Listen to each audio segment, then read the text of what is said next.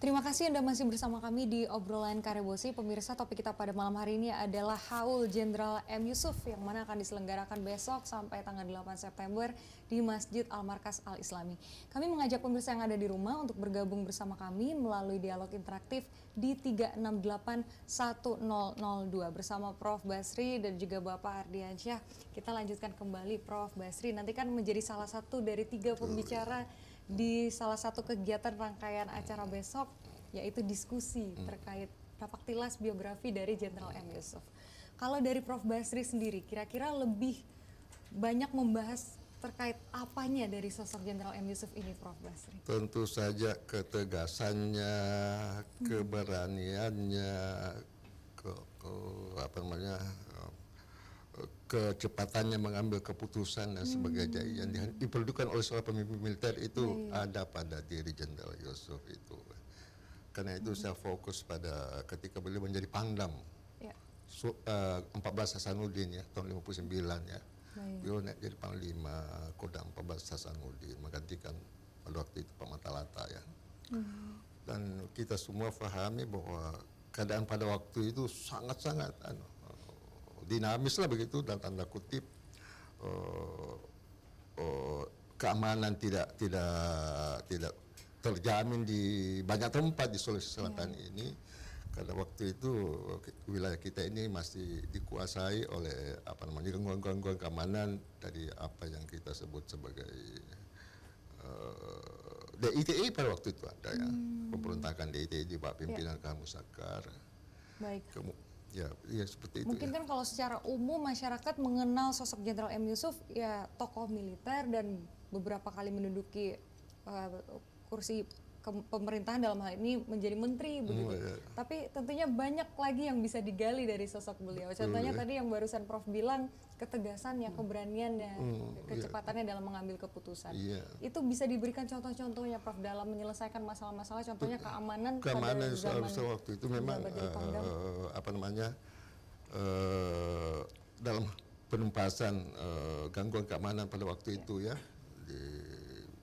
yang dipimpin oleh misalnya Kang Musakar ya, DITI-nya yang meluas di mana-mana di wilayah Sulawesi Selatan ini, itu bisa diselesaikan dalam masa kepemimpinan Jenderal Yusuf. Dan kemudian kita dengar, dia tahu bahwa pimpinannya Kang Musakar sendiri mati terbunuh dalam suatu operasi militer ya. Jadi itu pada tahun 1965. Di berbagai tempat juga banyak kekacauan, ketidakstabilan. Misalnya ada di Tanah Mandar sana, di Kabupaten Mandar itu ada pasukan Andi Sele waktu itu yang memonopoli perekonomian rakyat, mengalukan barter ekonomi dengan luar negeri, mendatangkan senjata-senjata untuk kemudian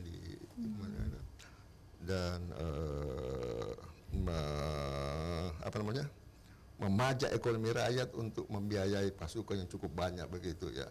Pada waktu itu berhasil dihentikan juga oleh Jenderal Yusuf.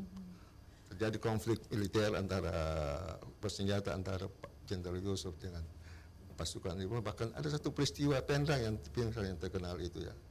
Pak Jenderal Yusuf dihadang oleh pasukan Andi Sele begitu, dan pengawal dari atau teman dalam satu mobil dengan Jenderal Yusuf, Kolonel Sugiri pada waktu itu tertembak oleh peluru dari mereka yang berniat jahat terhadap Jenderal Yusuf ya. Dan Pak Yusuf sendiri keluar dari mobilnya jalan kaki begitu sampai ke rumah bupati, rumah dinas bupati di Pindrang. Itu terkenal sekali waktu itu sebagai peristiwa Pindrang. Baik. Jadi memang saat di mana Jenderal M. Yusuf masih menjabat gitu, khususnya sebagai Pangdam Hasanuddin, banyak kekisruhan yang terjadi. Banyak sekali, banyak ya. Dan apa yang mungkin banyak yang masyarakat belum mengetahui persis begitu, tindakan dari Jenderal M. Yusuf yang betul-betul patut kita salut semuanya dalam menangani kekisruhan pada saat itu. Itu tadi saya katakan bahwa keberaniannya, ketegasannya, dan ketepatannya ya dalam melakukan langkah-langkah yang diperlukan itu sangat bagus ya. Karena kalau kita ada tindakan ketegasan seperti itu, maka mungkin kita akan berlarut-larut dalam kekacauan di Sulawesi Selatan. Baik, sekarang kita ada penelpon, Prof. Ada Pak Adli di Makassar, kita angkat lebih dahulu. Assalamualaikum, selamat malam Pak Adli. Halo, Assalamualaikum, selamat malam Pak Adli.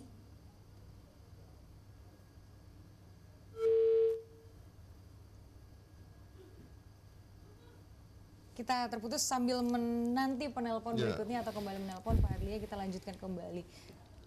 Luar biasa banyaknya peninggalan dari Jenderal M. Yusuf begitu yang tentunya sangat bisa dirasakan sampai sekarang perubahannya Sulawesi Selatan kita bisa nikmati.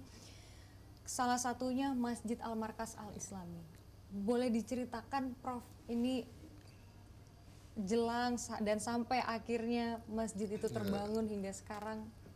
Ya, jadi saya katakan tadi ya bahwa saya ada terlibat dalam rencana itu karena kebetulan tempat yang akan dimanfaatkan untuk lokasi masjid itu adalah bekas lahan aset Unhas dan saya kebetulan jadi rektor pada waktu itu. Karena itu pada saat kita ingin merampungkan perpindahan seluruh warga atau kegiatan akademik di kampus lama ini ke kampus baru di Taman Ria sana itu kebetulan saya mendapat kehormatan itu mendapat kunjungan dari Jenderal Yusuf di rumah dinas saya di Jalan Kartini itu rumah rektor itu beliau datang dengan beberapa tamu dari Saudi Arabia dan menyampaikan hasratnya ya untuk meninggalkan kenang-kenangan bagi Sulawesi Selatan ini membentuk sebuah masjid megah dan pusat pendidikan Islam yang berkualitas gitu ya.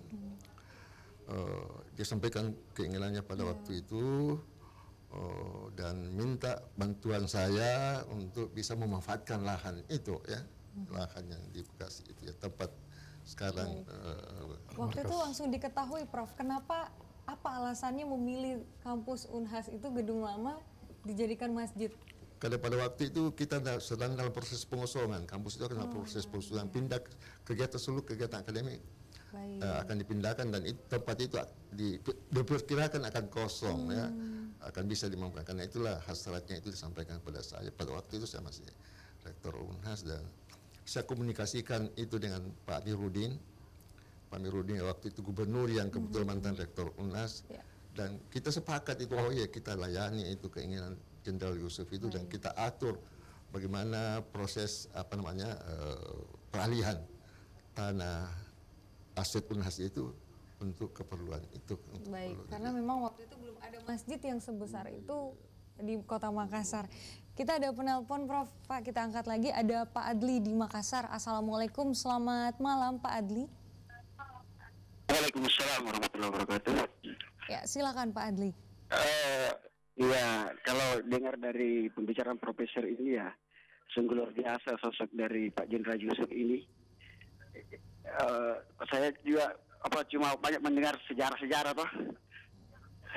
Jadi tidak bisa banyak sekali langsung tapi ya luar biasa dari masyarakat mengatakan sosok dari Jenderal Yusuf itu bisa termasuk jadi pahlawan nasional kalau bisa dikatakan begitu. Apa yang saya tanyakan ini apa memang ada acara khususnya ini untuk memperingati ulang tahun ulang tahun yang ke-12 tahun wafatnya Jenderal Yusuf? Apa ada acara khususnya? Maksudnya bagaimana Pak Adli? Event-eventnya maksud saya apa ada biar jalan atau bagaimana? Saya kan baru menyimak ini acara selesai. Baik.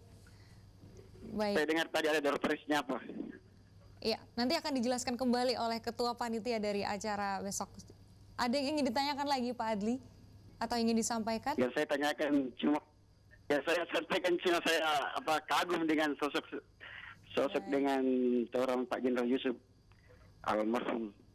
Itu saja. Terima kasih. Assalamualaikum. Waalaikumsalam warahmatullahi wabarakatuh. Terima kasih Pak Adli. Tentunya Pak Adli menjadi salah satu masyarakat dari banyak orang yang mengagumi sosok Jenderal M. Yusuf dan bisa sama-sama ikut memperingati haulnya besok dan lusa.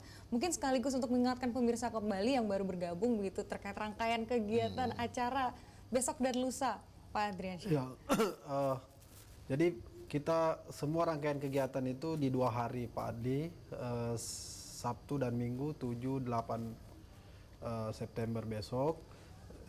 Yang pertama kita merencanakan Zikir Akbar. Itu kita mulai kegiatannya di sore ba'da asar, itu tahlilan ya, dan yasinan. Kemudian pasca itu di maghrib, setelah maghrib baru tausiah dan doa haul dari Prof. Nasaruddin Umar. Saya kira di situ tadi kita mengundang seluruh masyarakat Sulawesi Selatan karena kita memang menyediakan mengharapkan sampai 5.000 orang. Yang kedua ada dialog tentang perjuangan pergerakan Pak Jenderal Yusuf ya waktu zaman dulu, itu di jam 1 siang di aula Masjid Al-Markas juga. Yang ketiga ada banyak lomba yang saya sampaikan tadi, ada lomba azan, lomba kaligrafi menghafal 15 juz ya, 15 juz ya karena 15 tahun. Kemudian lomba menggambar wajah Jenderal Yusuf untuk anak SD dan SMP. Kemudian lomba mewarnai untuk anak TK. Dan yang terakhir hari Minggu tanggal 8 itu kita rencanakan kunjungan ke ziarah kubur ya Pak Jenderal Yusuf. Secara akbar juga ya, karena Kita undang semua masyarakat. Tapi memang semua rangkaian ini juga adalah mensupport bagaimana Pak Jenderal Yusuf ini yang saya dengar sudah diusulkan menjadi pahlawan nasional oleh Pak Gubernur, kemudian di Kementerian Sosial juga Prof ya. Kita support ini dengan mengadakan dialog akademik sebenarnya supaya memang kita harapkan warga masyarakat Sulawesi Selatan terkhusus tahu betul bagaimana karakter dan perjuangan Jenderal Yusuf. Baik, jadi tentunya ini menjadi salah satu bentuk dukungan dan memperkuat bahwa pantasnya Jenderal M. Yusuf menjadi pahlawan nasional. Ya, betul sekali. Ya, kita ada penelpon lagi, ada Pak Rahman di Makassar. Assalamualaikum, selamat malam Pak Rahman. Assalamualaikum. Waalaikumsalam warahmatullahi wabarakatuh. Silakan Pak Rahman. Assalamualaikum Pak Prof. Ya, salam. Yang narasumber yang satu. Assalamualaikum. Waalaikumsalam. Saya pikir begini, persoalan Pak Yusuf itu saya pikir orang sudah kenal Pak. Mulai dari tingkat prajurit sampai tingkat jenderal. Beliau itu mensejahterakan seperti tentaranya Pak ya. Mulai dari lauk pauk sampai ujung kaki itu betul-betul dia senang sekali selama Pak Jenderal Yusuf menjadi Mehang Kampangap. Satu-satunya Pak orang Sulawesi Selatan yang menjadi jenderal Mehang Kampangap. Belum ada duanya Pak di Indonesia. Apalagi dia kan termasuk super smart, 4 orang. Termasuk Jenderal Soeharto, Basuki Rahmat, Amir Mahmud, dan Jenderal Yusuf. Itulah super smart. Sampai sekarang tidak dibuka. Begitu kuatnya rahasia yang dirasakan oleh Pak Jenderal Yusuf, sampai saat ini tidak boleh dibuka. Sampai dia meninggal, tidak akan terbuka. Jadi saya pikir beliau ini sudah termasuk orang yang sangat berjasa kepada bangsa dan negara. Sekaligus beliau ini orang yang disegani di seluruh Indonesia. Bayangkan saja Pak Harto sudah segan Pak. Padahal dia komandannya ini. Terakhir Pak Jenderal Yusuf menjabat sebagai Ketua BPK dan pernah menjadi Menteri Muda Perindustrian. Dan terakhir dia mendirikan Masjid Al-Markas. Dan yang paling berjasa barangkali Pak, yaitu Rumah Sakit Johor Yusuf Putra yang sudah digunakan untuk kepentingan masyarakat umum di Sulawesi Selatan, bahkan di mana saja.